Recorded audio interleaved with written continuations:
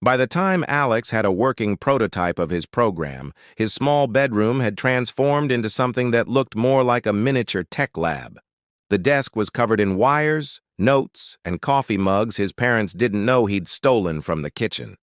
His laptop screen glowed late into the night as lines of code scrolled past, each one a small step toward his vision. But now, the real challenge had arrived. Creating something was one thing, seeing if it could survive in the real world was another. Alex knew that if his idea failed under pressure, it wouldn't matter how clever the code was. This was the moment where the concept had to meet reality. It began on a Monday morning when Alex decided to quietly release his tool online. He didn't announce it to his friends at school. He didn't post about it on social media. He simply uploaded it to a small forum where tech enthusiasts often discussed niche software tools. His thinking was simple. If it worked for strangers who had no reason to be polite, then he was on to something. Within hours, the first comments began to appear. A user from Germany asked if the tool could be adapted for a different system. Another person from Brazil reported a small bug. By lunchtime, 5 people had already downloaded it. That night, Alex couldn't sleep. He kept refreshing the page, watching the download numbers climb slowly but steadily. The next morning, something unexpected happened. A popular tech blogger who occasionally browsed that forum posted a short article about Alex's program. The blog had a modest following, but its readers were deeply engaged in the tech community. Overnight, the downloads jumped from a handful to nearly 100. That's when the real test began. With more users came more feedback and more problems. People were trying to run the program in ways Alex hadn't anticipated. Some pushed it to its limits, breaking features he thought were solid. Others loved it, praising its speed and simplicity. But every message, whether positive or critical, was valuable to Alex. For the first time, he began to understand that innovation wasn't just about building something, it was about adapting, improving, and listening. He spent hours after school responding to user emails, fixing bugs, and updating the tool. His evenings became a race against the clock. Homework, dinner, and then back to his desk until his eyes grew heavy. By the end of the week, Alex released version 1.1. This updated version fixed the most common issues and added a few features requested by early users. The feedback was immediate and overwhelmingly positive. A small but loyal group began to form around the project, offering ideas, testing new builds, and even helping Alex translate the interface into different languages. But the more popular the tool became, the more it began to attract attention from places Alex hadn't expected. He started noticing visitors to his project page from large corporate IP addresses, names of companies he'd only ever read about in the news. At first, he thought it was a coincidence, but as the days passed, it became clear. The big players had noticed. This was exciting, but it also made Alex uneasy. He wasn't sure if they saw him as a potential collaborator or a threat. He was just a high school kid, working from a bedroom that doubled as a storage space for old board games and boxes of holiday decorations. How could he possibly compete with organizations that had entire buildings filled with professional developers? Still, Alex didn't let fear slow him down. If anything, it fueled him. He realized that this was the kind of moment most innovators only dreamed of, the point where an idea becomes big enough to catch the attention of giants. The only question was, how would he handle the pressure? One evening, as he was preparing another update, his inbox lit up with a message that made him pause. The subject line was short but alarming. "Let's talk." It was from an official email address belonging to one of the largest tech companies in the world. Alex stared at the screen for nearly a full minute before opening it. The message was polite but direct. They had seen his project. They were impressed by his work and wanted to discuss potential opportunities. It didn't say whether they wanted to hire him, buy his tool, or shut him down. It was impossible to tell. In that moment, Alex felt two things at once, a rush of pride and a chill of uncertainty. He knew that this was only the beginning. Whatever happened next would decide the future of his creation, and possibly his own. The kid who had started with nothing more than an idea and a laptop was now standing at the edge of something much bigger. The first real test was over, but the next challenge would be even greater, and Alex was ready to face it. It began on an ordinary Wednesday afternoon in the fall. The sound of lockers slamming and sneakers squeaking on polished floors echoed through the high school hallways. Students rushed to finish their conversations before the final bell. Among them was Alex Carter, a quiet 17-year-old who rarely drew attention to himself. His life at first glance seemed completely typical: classes, homework, occasional basketball games with friends. But Alex had one thing that set him apart: a relentless curiosity about how things worked, and an unshakable habit of asking, "Why hasn't anyone fixed this yet?" That question had been on his mind for weeks. It started when his laptop began acting up.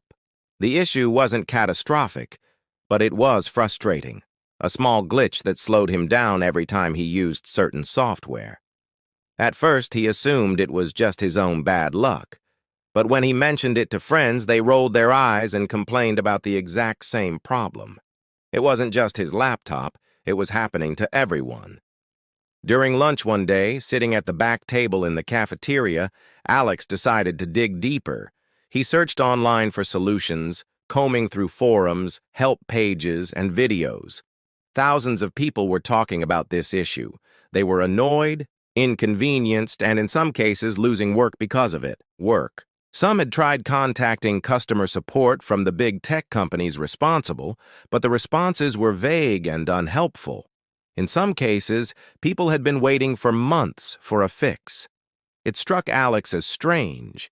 These companies had billions of dollars and armies of engineers, yet they couldn't, or wouldn't, fix something that seemed, at least from the outside, fairly simple. He began wondering if they were ignoring it on purpose. After all, most users simply adapted to the inconvenience, and the companies faced no real consequences. One evening, Alex sat on the edge of his bed, staring at his laptop screen. He opened the program, watched it stall for the 100th time, and thought, "If no one else is going to fix this, maybe I can." He had no formal training. His school didn't offer advanced computer science classes, and his coding experience was limited to small personal projects. But Alex had time, patience, and an internet connection.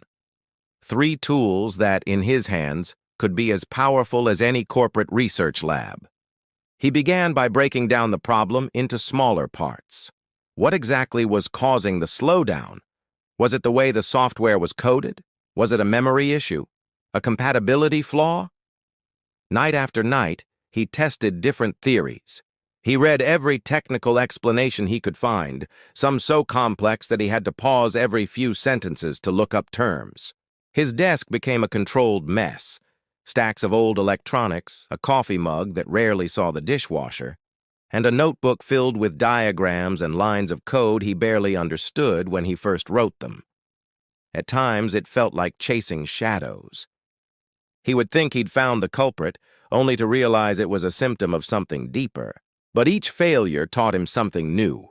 He began learning not just about this particular glitch, but about how the software industry worked, how updates were deployed, and how different systems communicated with each other.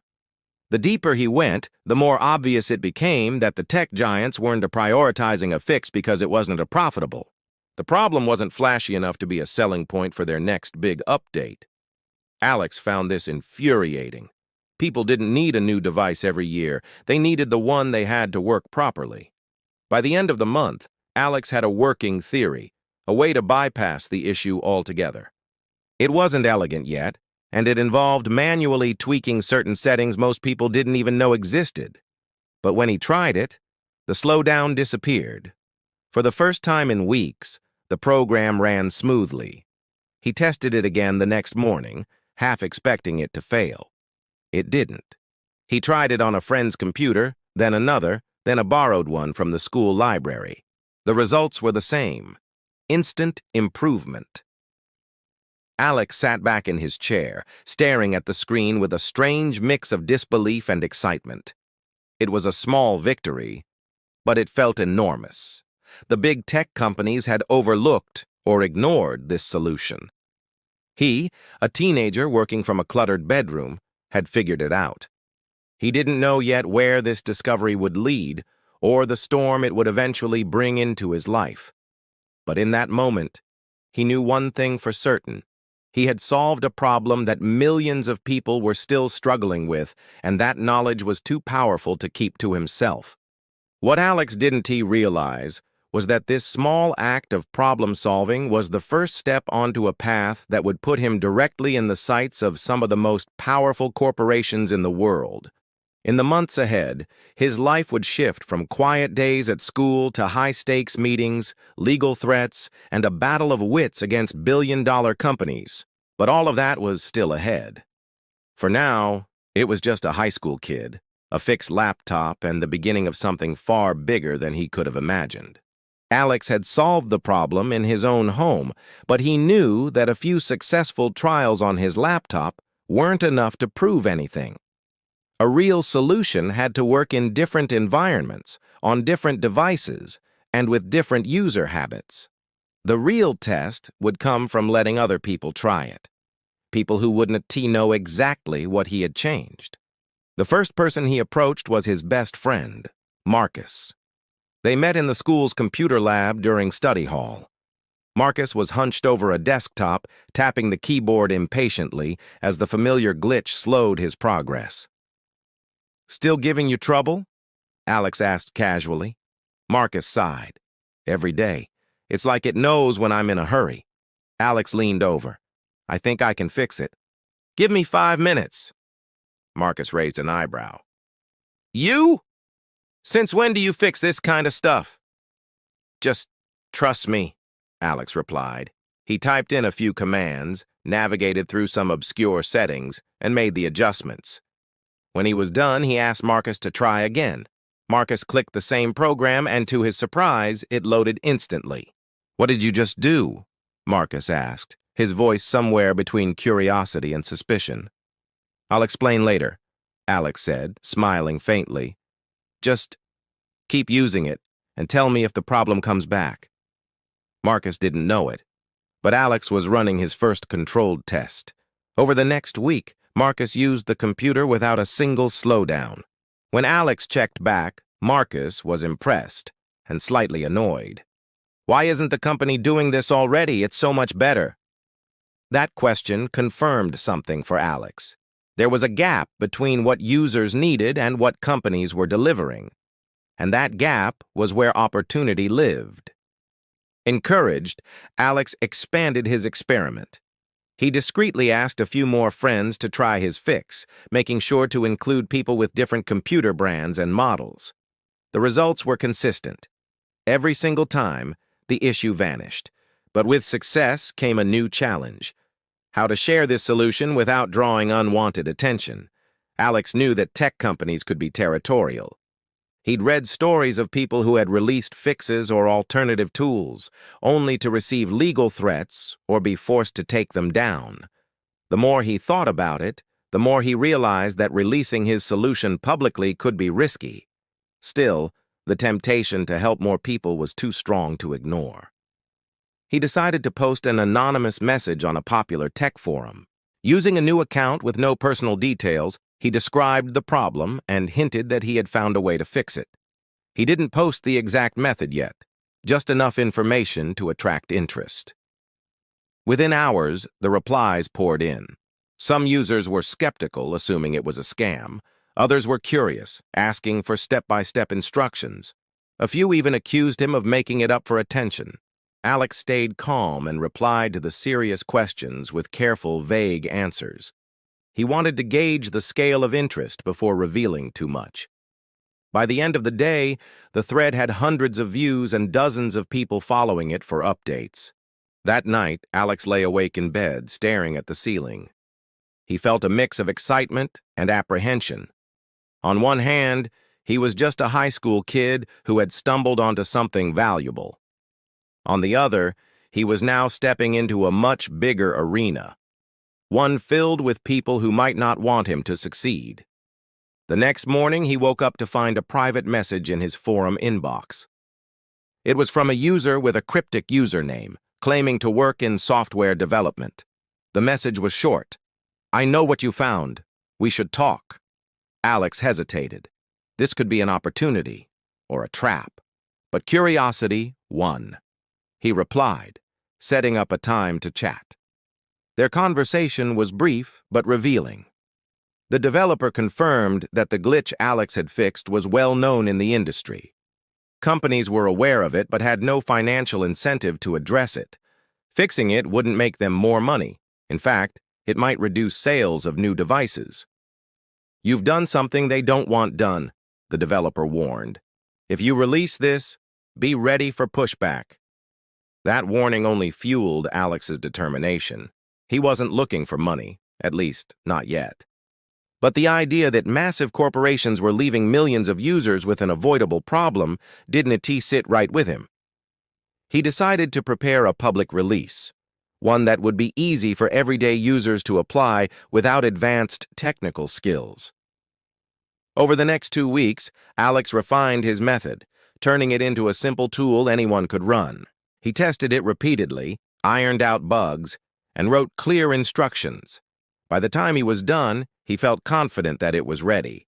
He uploaded the tool to a file-sharing site under his anonymous alias and posted the link in the forum thread. The response was immediate. Downloads surged within hours. People posted their results, and the majority reported the same thing: instant improvement. Alex sat back, watching the comments roll in. He had just shared his fix with the world. For now, no one knew who he was. But that anonymity wouldn't last forever. Somewhere, deep inside the offices of the companies he had just embarrassed, someone would eventually notice. And when they did, the real fight would begin. The email from the tech giant sat open on Alex's screen, its simple message glowing in the dim light of his bedroom. His hands hovered over the keyboard, but he didn't type a response. He read it again and again, trying to decode the hidden meaning behind every word.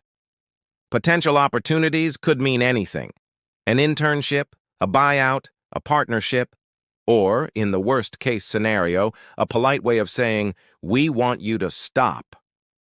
Alex decided to take a cautious approach. He replied with a short message thanking them for their interest and asking for more details. He hit send and leaned back, staring at the ceiling. His heart was still pounding. 2 days later, he got a reply. This time, the email came from someone with an impressive job title: Head of Strategic Innovations. They wanted to arrange a video call to explore collaboration. The tone was professional, almost overly formal, but it was clear they were serious. The call was set for the following Thursday. For Alex, those 4 days felt like 4 months. He prepared obsessively, reading about the company's history, its products, and its past acquisitions. He rehearsed answers to questions they might ask. He even tried on different shirts, something he rarely cared about. In the end, he chose a plain navy blue one, professional enough without making him look like he was trying too hard. When Thursday arrived, Alex's hands trembled slightly as he opened his laptop. He clicked the meeting link, and after a few seconds, faces appeared on the screen. There were 3 people: the head of strategic innovations, a man from the legal department, and a younger engineer who seemed more relaxed than the others. They introduced themselves politely. The head spoke first, praising Alex's ingenuity and fresh approach to problem-solving. She explained that they had been monitoring his tool, S-Growth, and were impressed by how quickly it had gained traction. Then came the part Alex had been waiting for. They wanted to acquire his program. The offer was substantial. For someone still in high school, the amount of money they mentioned felt unreal. It wasn't buy a new laptop money. It was change your life money. But there was a catch. If he accepted, the company would own the tool entirely. They could modify it, shut it down, or integrate it into their systems without his involvement. Alex listened carefully, trying to hide the conflict building inside him. On one hand, selling would mean instant financial security for him and his family.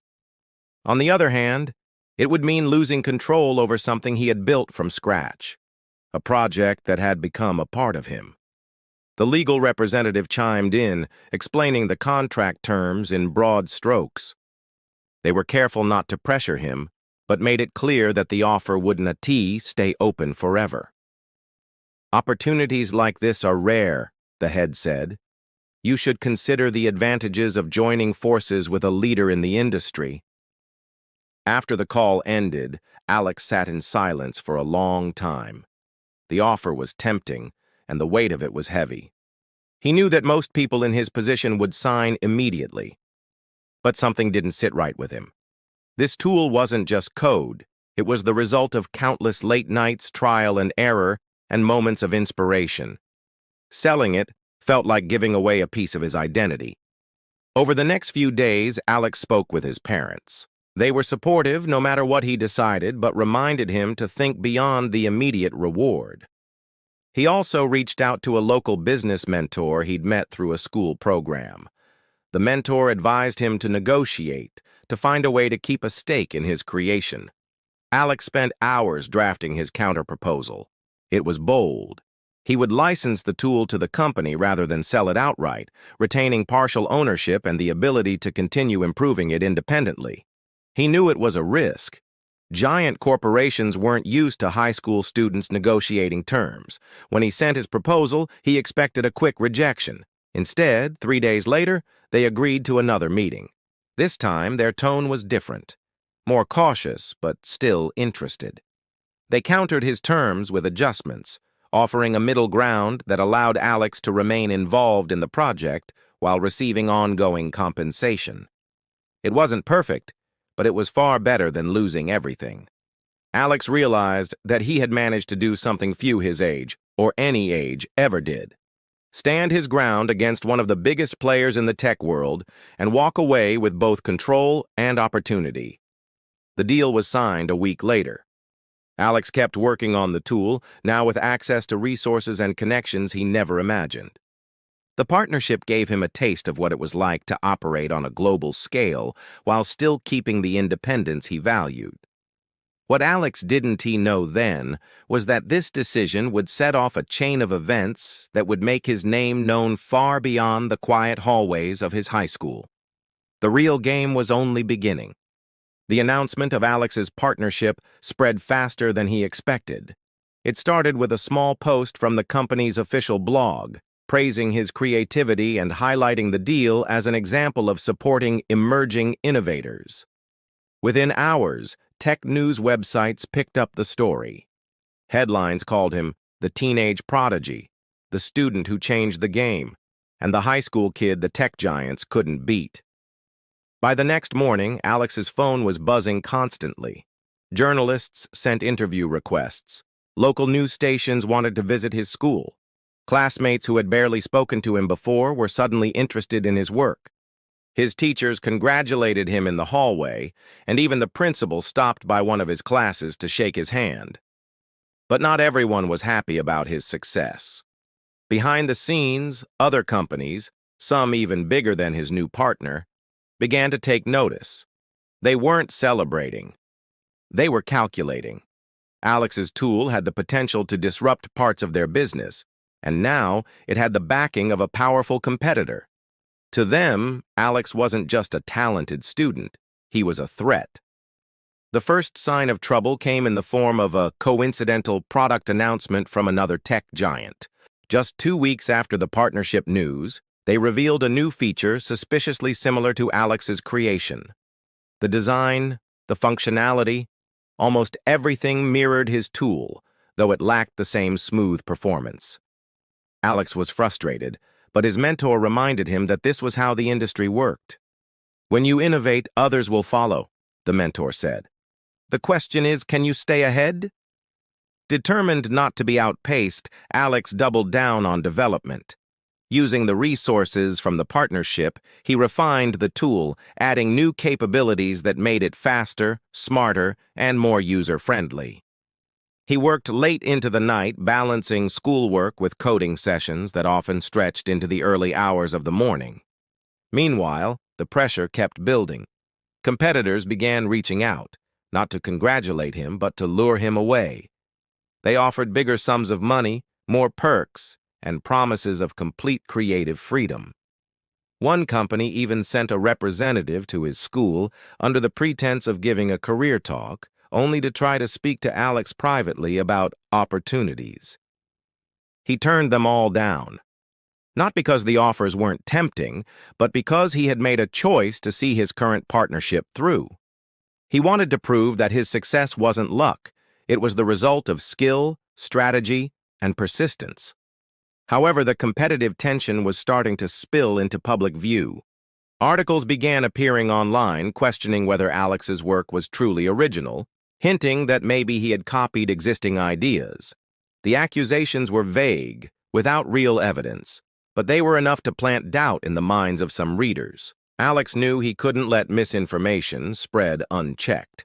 He decided to address it head-on by releasing a detailed technical breakdown of his tool, showing exactly how it was built and why it was different from anything else on the market.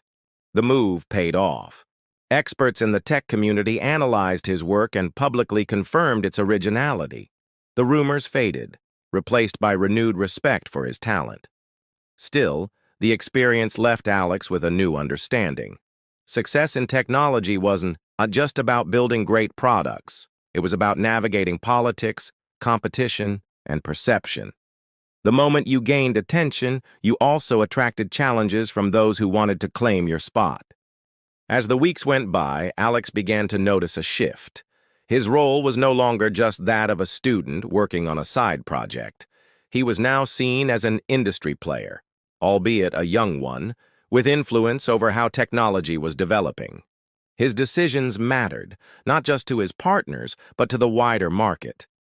One evening, as he looked at his growing to-do list, Alex realized something important. The more his work spread, the less it felt like his own private project, and the more it became part of something much bigger. This wasn't just about him anymore. It was about the future of the technology itself.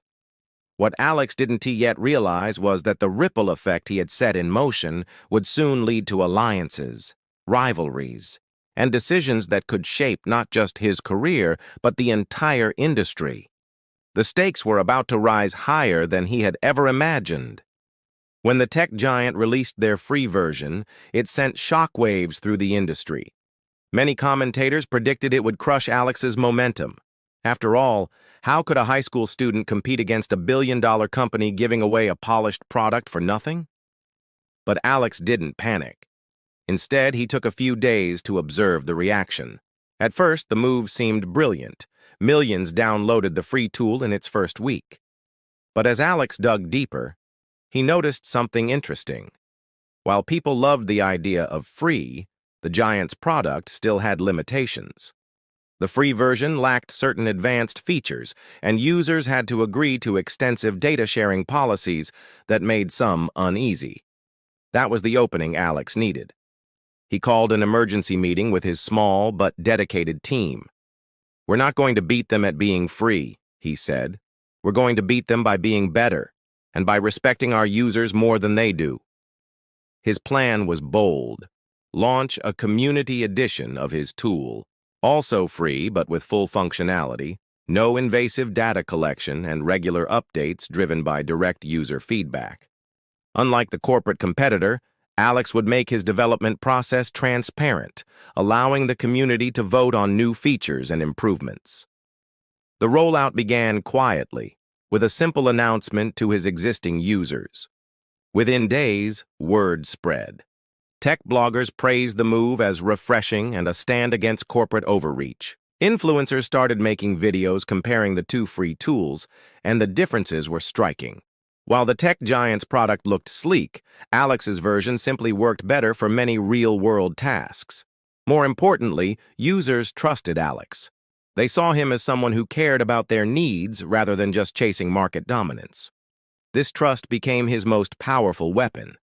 The competitor noticed the growing buzz and doubled down on their own campaign. They poured money into advertising, showcasing their brand as the industry standard and portraying alternatives as unreliable. But the narrative wasn't sticking this time. Every flashy ad they released was met with independent reviews showing Alex's tool outperforming theirs in key areas. Then came the moment that truly shifted the tide. A well-respected industry analyst published a detailed report comparing both products. The verdict was clear. Alex's free community edition not only matched but in many cases surpassed the tech giant's offering.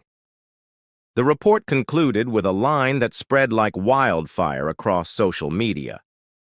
Sometimes, David really can beat Goliath. Traffic to Alex's website surged. His servers struggled to keep up with the influx of downloads. His email inbox overflowed with messages from users thanking him for giving them an alternative, and from developers asking if they could contribute to the project.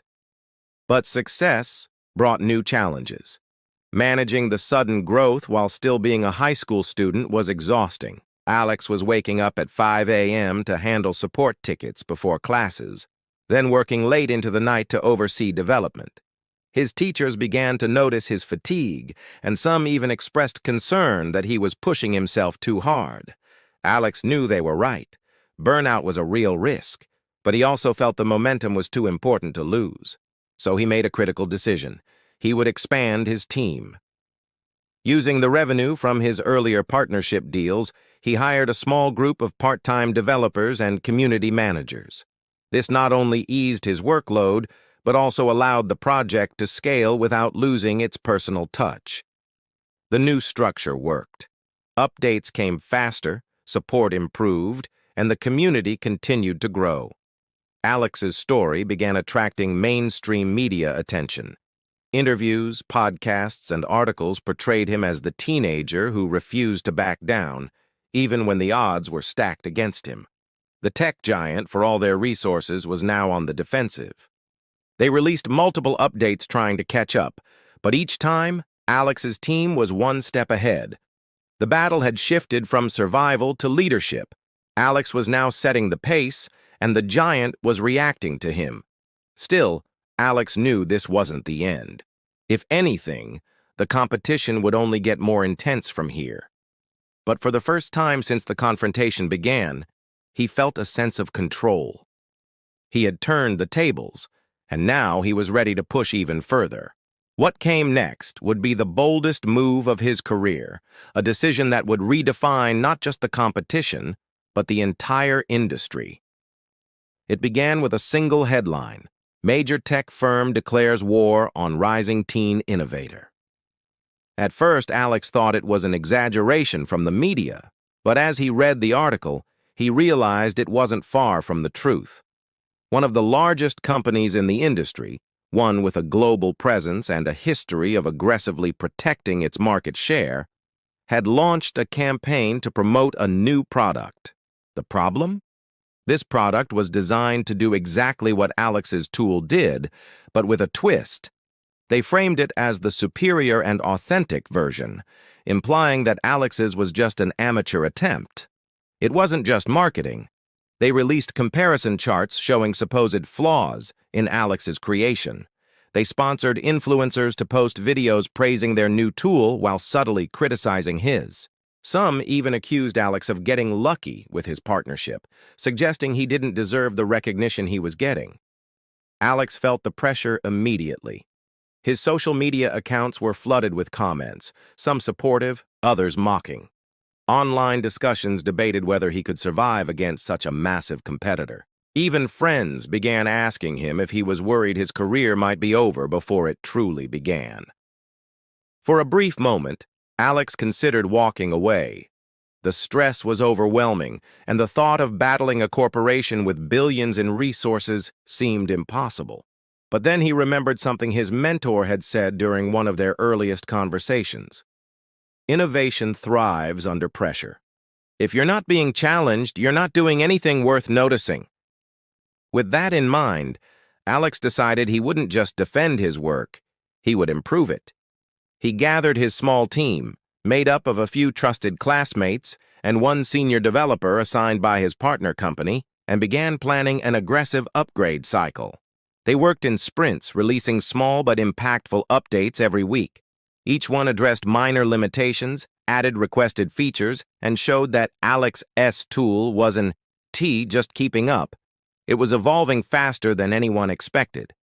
The updates gained attention. Users began posting side-by-side comparisons between Alex's improved tool and the competitor's flashy but less practical version. Slowly, the narrative started to shift.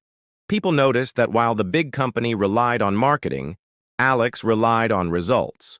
But the rival corporation didn't back down. Instead, they escalated.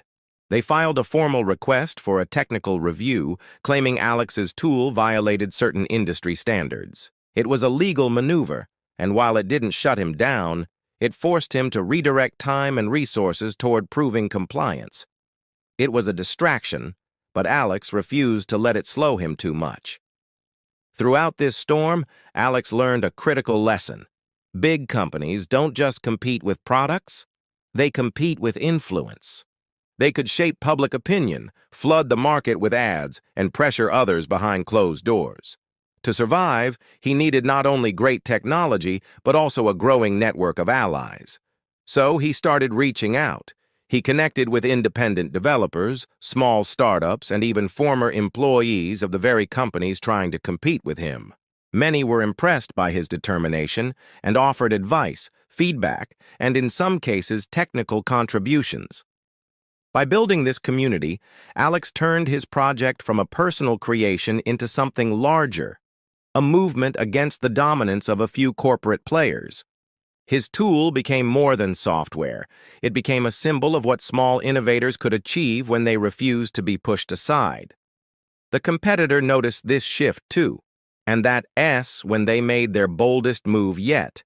They announced a free version of their product, available worldwide, with heavy integration into their existing platforms. It was a classic attempt to starve Alex's tool of new users by removing cost as a barrier. It was a defining moment. Many advised Alex to pivot, to find a niche market where the tech giant wouldn't bother competing. But Alex saw it differently.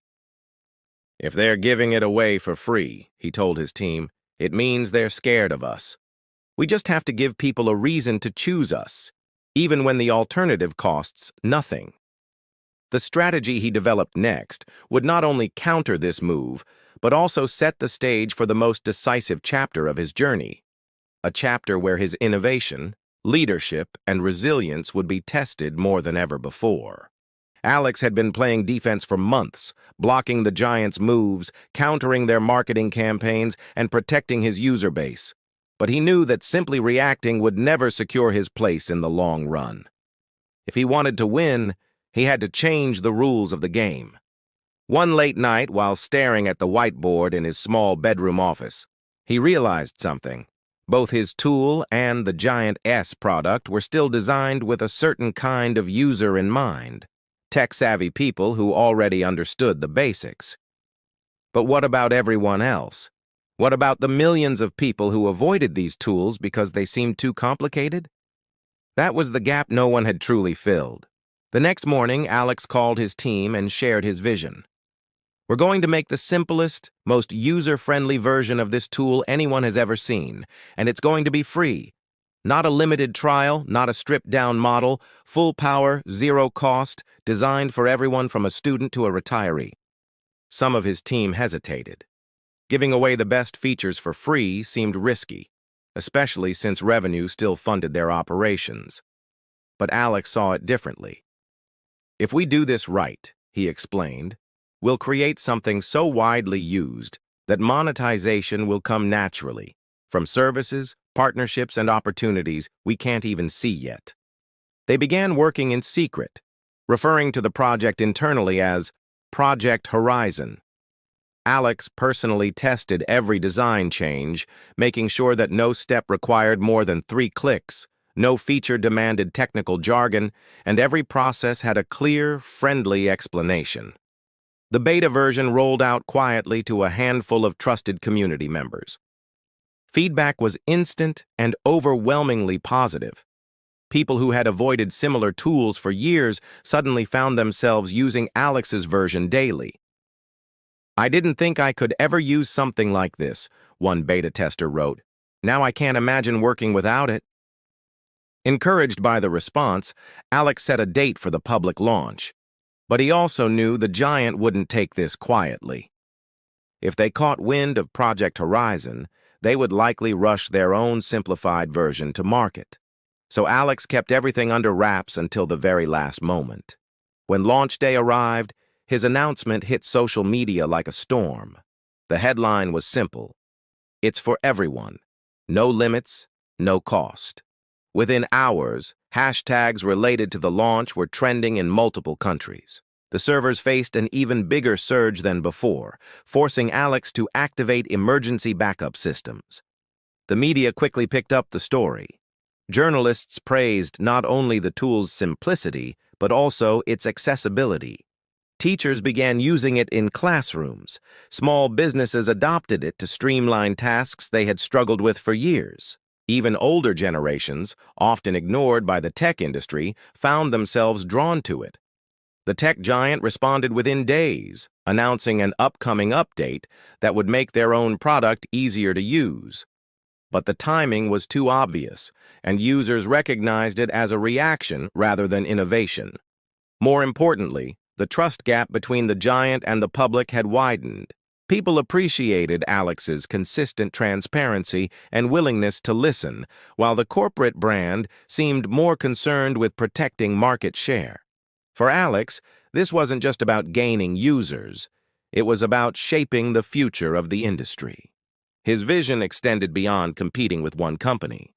He wanted to redefine how technology was built and shared, proving that powerful tools didn't have to be locked behind paywalls or buried under complex interfaces.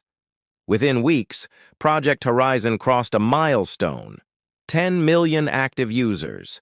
Sponsors began approaching Alex with partnership offers, but he was selective. He refused deals that required intrusive ads or compromised user privacy.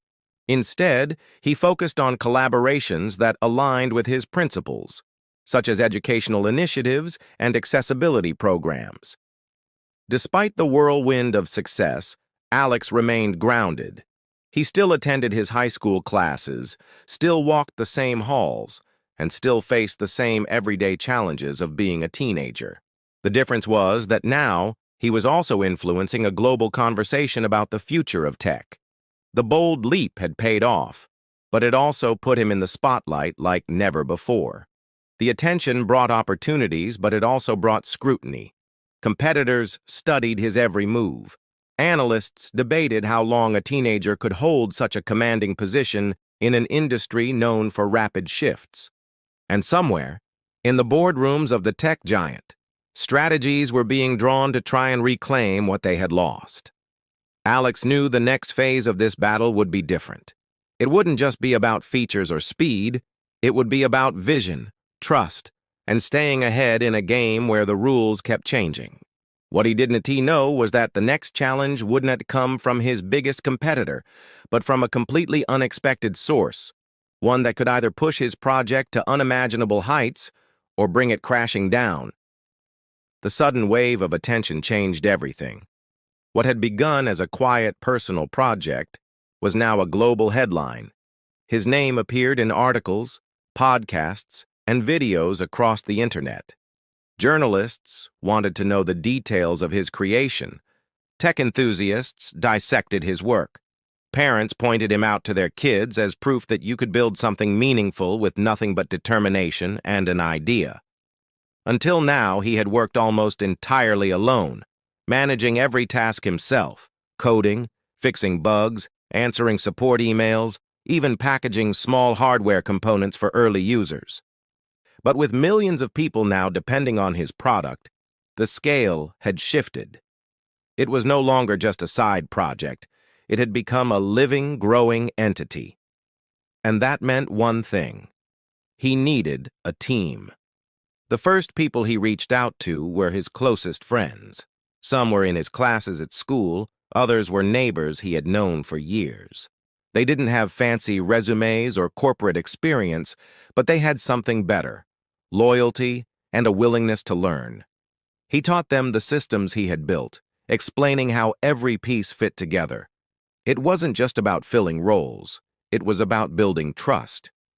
Next came local talent. Through word of mouth and small community meetups, he found designers, developers, and problem solvers who were excited about the mission. Many had worked in larger companies before, but were frustrated with slow decision-making and layers of bureaucracy. Here, they could see their ideas take shape almost instantly. Every contribution mattered. With a small but passionate team assembled, the work accelerated. Bugs were fixed faster. New features were designed, tested, and released within days instead of months. Customer feedback was reviewed daily, and the team often worked late into the night to deliver improvements requested just hours earlier. The agility that had once been his personal advantage was now multiplied by every new pair of capable hands. Investors began to take interest. At first, he was cautious. He remembered the offers from the tech giants, deals that looked generous on paper, but would have taken his creation away from the people who loved it. But this time, the conversations were different. Instead of trying to buy him out, these investors wanted to support him while keeping the project independent. They saw its potential, not just as a product, but as a brand that could redefine part of the tech landscape. He carefully selected a few strategic partners, people who shared his vision and respected the values that had guided the project from day one.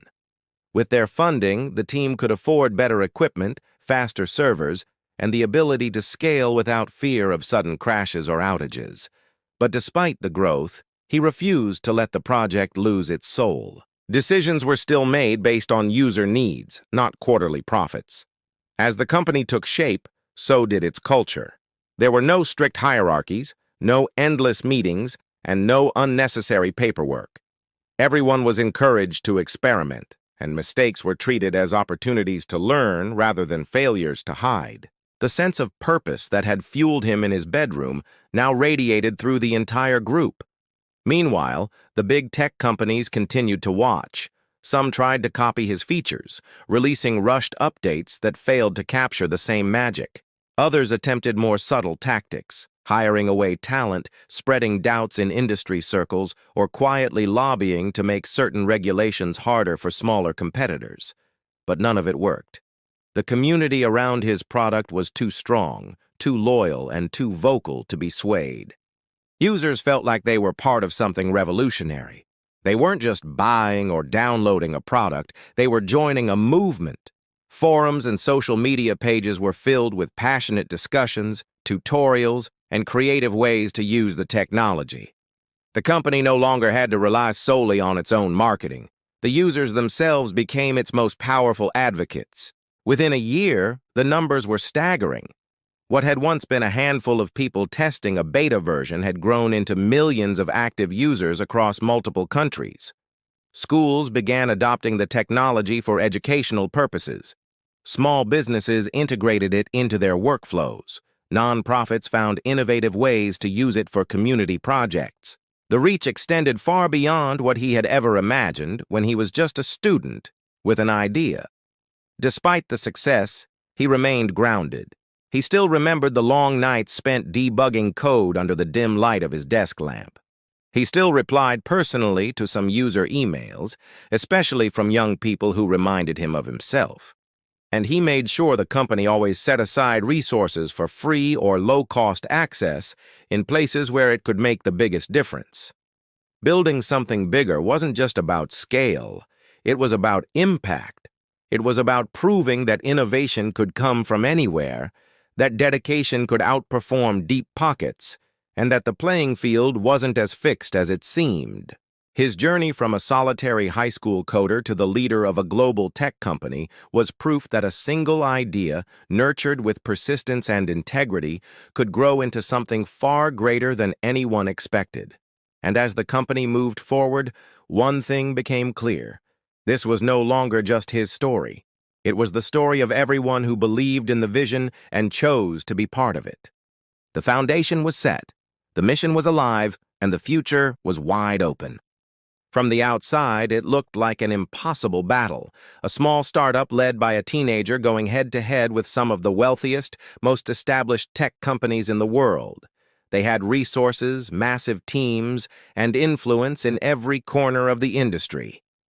He had a modest office, a small but determined team, and the trust of millions of users. But in the fast-moving world of technology, those advantages weren't always enough for the giants to win. The first thing that set him apart was speed. In the corporate world, even the smallest change required multiple approvals, layers of meetings, and endless documentation. In his company, an idea could be tested, refined, and released in a matter of days. Bugs were fixed before most users even noticed them. New features appeared almost as soon as people asked for them. The giants, weighed down by their own processes, couldn't match that pace without risking instability. The second advantage was his ability to listen, not just to statistics and data, but to real people. Every decision was based on what users actually wanted, not what would look good in a presentation. While the big companies relied on complex algorithms to guess at user preferences, he spent time in forums, read emails, and spoke directly with the community. That direct connection gave him insights the giants couldn't buy. He also embraced creativity over conformity. Where the larger companies focused on safe, predictable updates, he experimented with bold, unusual features. Some of them failed, but the ones that succeeded created excitement and loyalty. Users began to feel like they were part of something alive, something that was constantly evolving in ways they could influence. The big companies tried to compete by copying his innovations. They rolled out similar functions, often with heavy marketing campaigns, but they rarely understood the details that made his version work so well. Their imitations felt incomplete, as if they had been designed to check a box rather than to truly serve the user. That difference was clear to anyone who had used both. As the months went on, the battle shifted from technology to strategy. The giants offered discounts, exclusive deals, and partnerships with major retailers to pull users away. Instead of matching them directly, he took a different path. He focused on building relationships with smaller businesses, schools, and independent creators, groups often overlooked by larger corporations. These partnerships weren't just transactions, they were collaborations that brought mutual benefits and long-term loyalty. Another key move was transparency. While large corporations were often criticized for hidden fees, vague policies, and opaque data practices, his company kept everything simple and open. Users knew exactly what they were getting, how their data was handled, and what they could expect in the future. In an era where trust was fragile, that honesty became one of his strongest competitive weapons. Even when the giants applied pressure through legal channels or attempted to influence regulations, his response was calm and strategic. He sought advice from experienced professionals, stayed within the law, and adapted quickly when challenges arose. Every obstacle became a lesson, and every setback fueled the team's determination to improve. The turning point came when a major update, developed quietly over several months, was released to the public. It wasn't just an upgrade. It fundamentally changed the way people used the technology. It solved problems that had existed for years, problems so deeply ingrained that most users had accepted them as unavoidable. The release was met with overwhelming praise, and adoption numbers surged. Even some competitors privately admitted that they had been caught off guard. By now, it was clear that the giants could not simply wait for him to fail. His company had grown into a serious contender, and its influence was reshaping parts of the industry. Journalists wrote about the new rules of tech competition, where agility and user focus could outperform size and money. For millions of people, his product wasn't just a tool, it was a symbol of innovation unshackled by bureaucracy. Through it all, he stayed focused on the mission. The goal was never just to win against the giants, it was to build something meaningful, something that made people's lives better. That focus kept the team grounded, even as success brought new temptations and distractions. In the end, his victory wasn't measured by market share alone. It was measured in trust, in loyalty, and in the knowledge that he had proven a point to the world. You don't need the biggest budget or the most powerful connections to lead an industry. What you need is vision, resilience, and the courage to keep moving forward when others say it can't be done. What started in a bedroom with a second-hand laptop had become a movement. And while the giants still dominated many areas, they could no longer ignore the fact that a small group, driven by creativity and purpose, had rewritten the rules of competition. The playing field would never be the same again. By the time Alex had a working prototype of his program, his small bedroom had transformed into something that looked more like a miniature tech lab. The desk was covered in wires, notes, and coffee mugs his parents didn't know he'd stolen from the kitchen. His laptop screen glowed late into the night as lines of code scrolled past, each one a small step toward his vision. But now, the real challenge had arrived. Creating something was one thing, seeing if it could survive in the real world was another. Alex knew that if his idea failed under pressure, it wouldn't matter how clever the code was. This was the moment where the concept had to meet reality. It began on a Monday morning when Alex decided to quietly release his tool online. He didn't announce it to his friends at school. He didn't post about it on social media. He simply uploaded it to a small forum where tech enthusiasts often discussed niche software tools. His thinking was simple. If it worked for strangers who had no reason to be polite, then he was on to something. Within hours, the first comments began to appear. A user from Germany asked if the tool could be adapted for a different system. Another person from Brazil reported a small bug. By lunchtime, 5 people had already downloaded it. That night, Alex couldn't sleep. He kept refreshing the page, watching the download numbers climb slowly but steadily. The next morning, something unexpected happened. A popular tech blogger who occasionally browsed that forum posted a short article about Alex's program. The blog had a modest following, but its readers were deeply engaged in the tech community. Overnight, the downloads jumped from a handful to nearly 100. That's when the real test began. With more users came more feedback and more problems. People were trying to run the program in ways Alex hadn't anticipated. Some pushed it to its limits, breaking features he thought were solid. Others loved it, praising its speed and simplicity. But every message, whether positive or critical, was valuable to Alex. For the first time, he began to understand that innovation wasn't just about building something, it was about adapting, improving, and listening. He spent hours after school responding to user emails, fixing bugs, and updating the tool. His evenings became a race against the clock. Homework, dinner, and then back to his desk until his eyes grew heavy. By the end of the week, Alex released version 1.1. This updated version fixed the most common issues and added a few features requested by early users. The feedback was immediate and overwhelmingly positive. A small but loyal group began to form around the project, offering ideas, testing new builds, and even helping Alex translate the interface into different languages. But the more popular the tool became, the more it began to attract attention from places Alex hadn't expected. He started noticing visitors to his project page from large corporate IP addresses, names of companies he'd only ever read about in the news. At first, he thought it was a coincidence, but as the days passed, it became clear. The big players had noticed. This was exciting, but it also made Alex uneasy. He wasn't sure if they saw him as a potential collaborator or a threat. He was just a high school kid, working from a bedroom that doubled as a storage space for old board games and boxes of holiday decorations. How could he possibly compete with organizations that had entire buildings filled with professional developers? Still, Alex didn't let fear slow him down. If anything, it fueled him. He realized that this was the kind of moment most innovators only dreamed of, the point where an idea becomes big enough to catch the attention of giants. The only question was, how would he handle the pressure? One evening, as he was preparing another update, his inbox lit up with a message that made him pause. The subject line was short but alarming. "Let's talk."